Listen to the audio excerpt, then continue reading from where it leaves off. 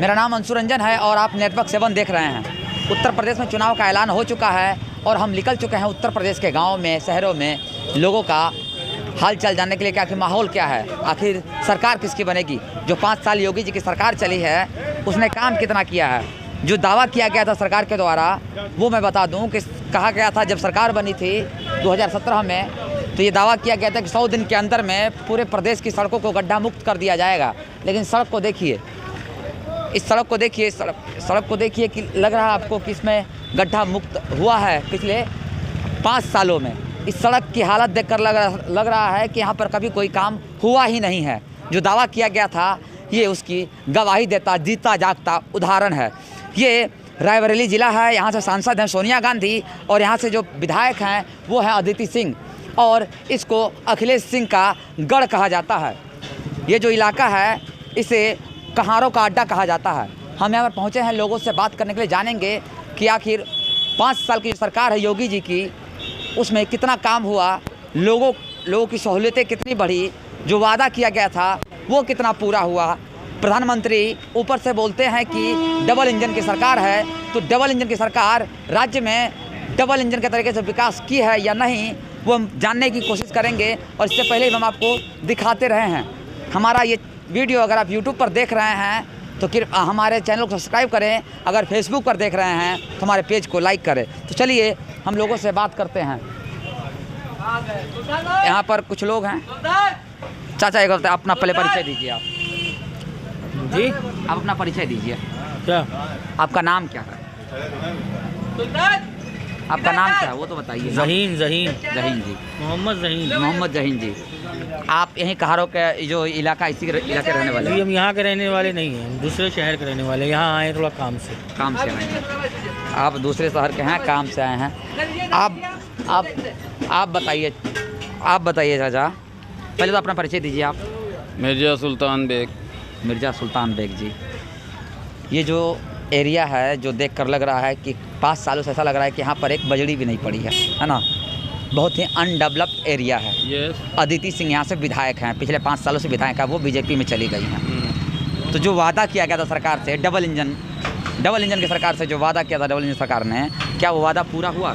कोई वादा पूरा नहीं हुआ। ये देखिए यहाँ से 5 साल तक रोड नहीं बनी है, गड्ढों में कितनी तब्दील हो गई है, कितने एक्सीडेंट हुए, यहाँ गाड़ी पलटी चोट खाए, रिक्शा पलटा चोट खाए।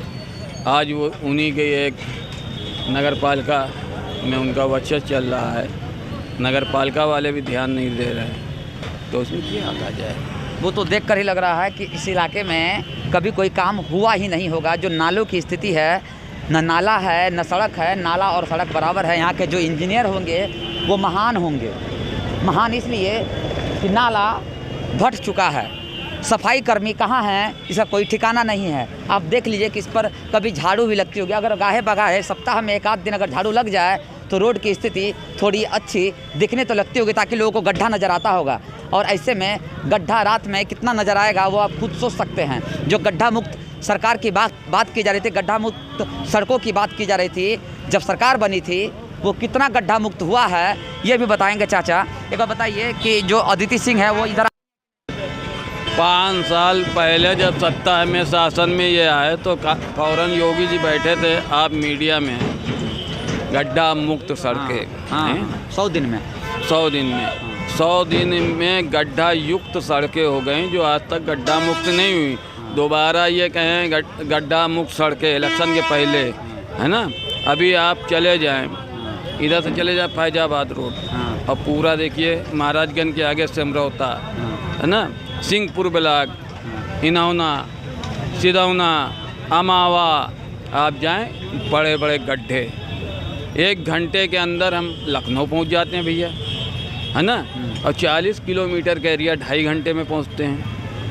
ये डबल इंजन की सरकार और डबल इंजन के चेयरमैन बैठे हैं जो आज पूरी यहाँ से वहाँ तक चले जाएं और यहाँ से किले बाजार तक चले जाएं।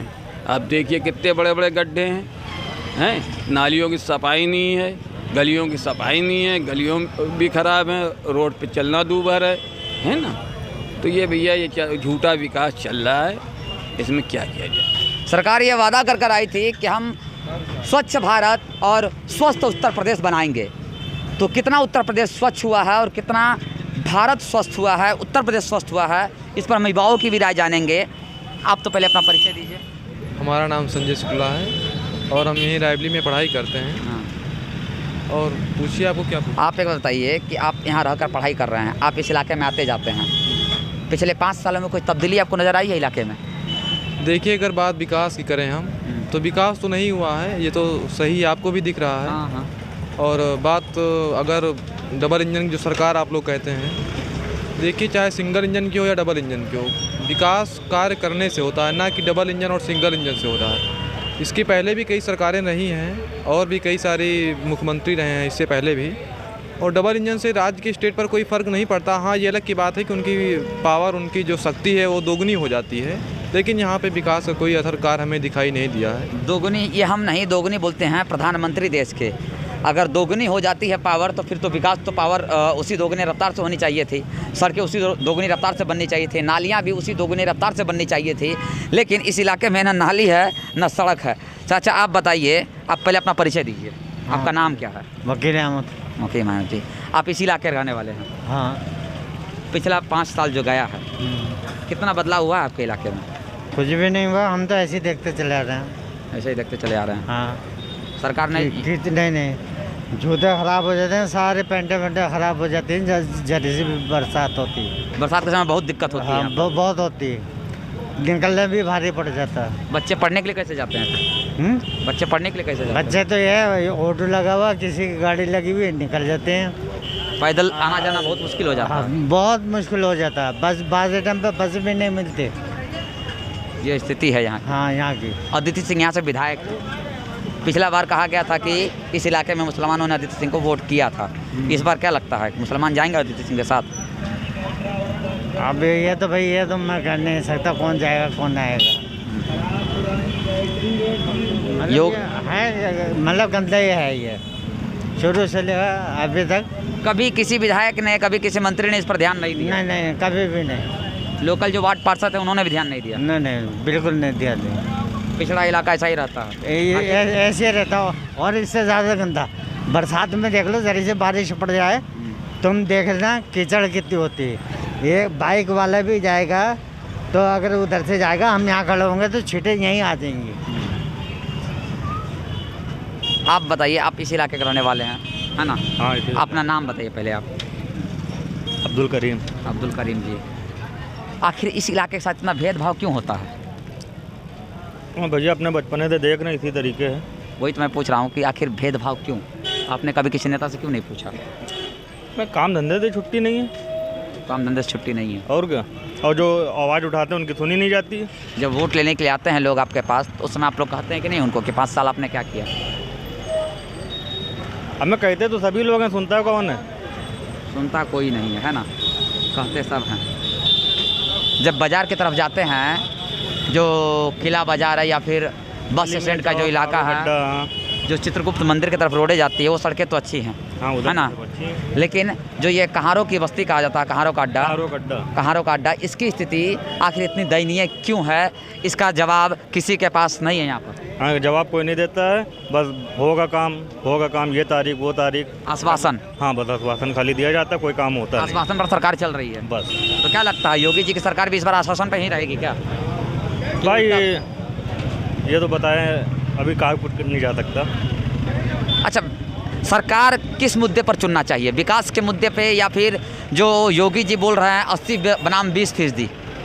मतलब सीधा सीधी इस चुनाव को हिंदू मुसलमान के नज़रिए से देखा जा रहा है। क्या लगता है आपको, चुनाव विकास के नाम पे होना चाहिए या फिर हिंदू मुसलमान के नाम पे होना चाहिए? भैया चुनाव विकास के नाम पे होना चाहिए। ये पोलराइजेशन की बात की जा रही है, इससे फ़ायदा होगा क्या? जो पोलराइजेशन की बात की जा रही है, पोलराइजेशन हिंदू मुसलमान किया जा रहा है, इससे किसको फ़ायदा होगा? बीजेपी को फ़ायदा होगा क्या इससे?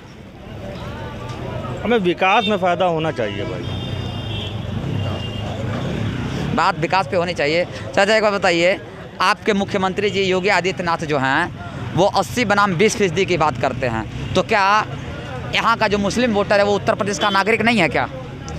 वो बराबर बांटने की बात करते हैं। 80 बनाम 20 क्या है, इस हिंदुस्तान में, इस गंगा जमनी तहजीब में तो जो है उनको जो है लोगों को मिलजुल के चलना चाहिए, लेकिन सिर्फ धर्म को, जात की राजनीति को बातचीत करके जो है ये राजनीति करना चाहते हैं, जो कि इस हिंदुस्तान में नहीं चलेगी। नहीं चलेगी। इससे पहले जो भी सरकारें आई उत्तर प्रदेश में, उन्होंने कभी ऐसा बयान नहीं दिया कि 80 बनाम 20% या फिर हिंदू बनाम मुस्लिम, सीधा सीधी इसको देखा जाए। क्योंकि हिंदुस्तान में या उत्तर प्रदेश की बात करें तो उत्तर प्रदेश में 19-20% मुसलमान ही हैं और दूसरा कोई कम्युनिटी नहीं है। तो ये तो सीधा सीधी मुसलमानों को कहा जा रहा है कि हमें 20% वोट नहीं चाहिए, है ना? नहीं, देखिए, इससे पहले सरकारें थी, कांग्रेस की भी 60 साल चली और सपा की भी है, बसपा की भी है, सभी।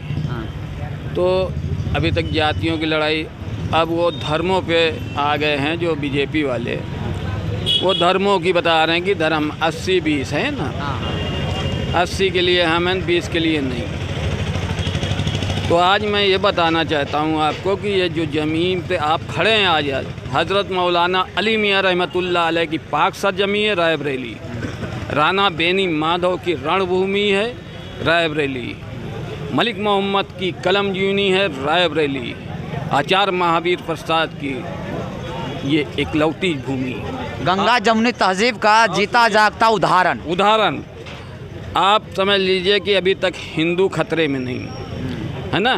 आज हिंदू मुसलमान में बांट दिया, हिंदू खतरे में। ये सुना जाता है कि भाजपा की सरकार हिंदू खतरे में, मतलब 80% आबादी खतरे में और जो 20% आबादी वो खतरे में नहीं है। वो बताते हैं, हिंदू को बताते हैं कि हिंदू खतरे में, उसी के दम पे राज कर रहे हैं। 950 साल मुसलमानों की हुकूमत, हिंदू खतरे में नहीं। 60 साल 200 साल अंग्रेज़ों की हुकूमत, हिंदू खतरे में नहीं।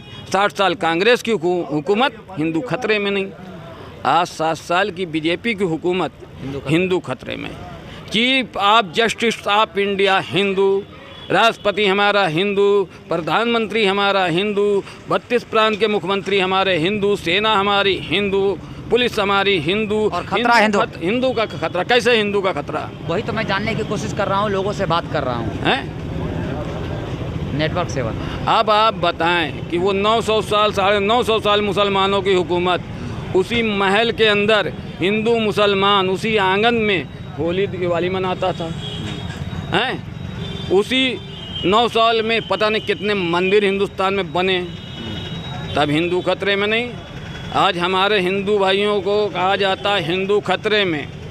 अभी कोरोना काल में आपने देखा गंगा में बहती हुई लाशें, गंगा के किनारे अर्धजली लाश कुत्ता नोचता हुआ इसी डलमऊ घाट पे, गंगा के किनारे 1.5 फीट गड्ढे में हमने देखी दफनाते हुए लाशें। वो क्या हिंदू भाई की लाशें नहीं थी? उनको ऑक्सीजन की ज़रूरत थी, ऑक्सीजन मुहैया नहीं कराया, और बैठ के चैनल के ऊपर माध्यम से कहते हैं कि ऑक्सीजन के बगैर कोई मरा ही नहीं। लड़ाई 80 बनाम 20% की है। अब लड़ाई हम 85 बनाम 15 की है। 15 कौन? 15 ये जो इनके पास हैं, और 85 हमारे पास बैकवर्ड मुस्लिम सब लोग 85। अगर 15% की बात करते हैं, जो स्वामी प्रसाद मौर्य ने कहा, उनका सीधा इशारा ब्राह्मणों की तरफ था ना। ठाकुर ब्राह्मण बनिया 15 उनके पास हैं, उसमें भी हमारा बंटवारा है। ब्राह्मण भी हमारे साथ है, ठाकुर भी हमारे साथ है, समझे? और बनिया तुम्हारे साथ है, बनिया भी हमारे साथ थोड़ा है। तो हम 85 और 15 के ऊपर आ गए। अब 20 वाला मुद्दा भी ख़त्म हो गया है, समझे? 85 बनाम 15 की लड़ाई। सरकार का मतलब होता है, मैं बता दूं, सरकार का मतलब होता है जब संविधान की ओथ ली जाती है तो उसमें ये दावा किया जाता है, इसमें शपथ ली जाती है कि हम देश की जनता का, ये राज्य की जनता का शासन बिना किसी द्वेष भावना से करेंगे और सबका समग्र विकास करेंगे। लेकिन जब सरकार चल जाती है, उसके बाद जब चुनाव का समय आता है तो वही नेता, वही सरकार आकर हिंदू बनाम मुस्लिम या फिर जातियों में लोगों को बांटने की कोशिश करता है।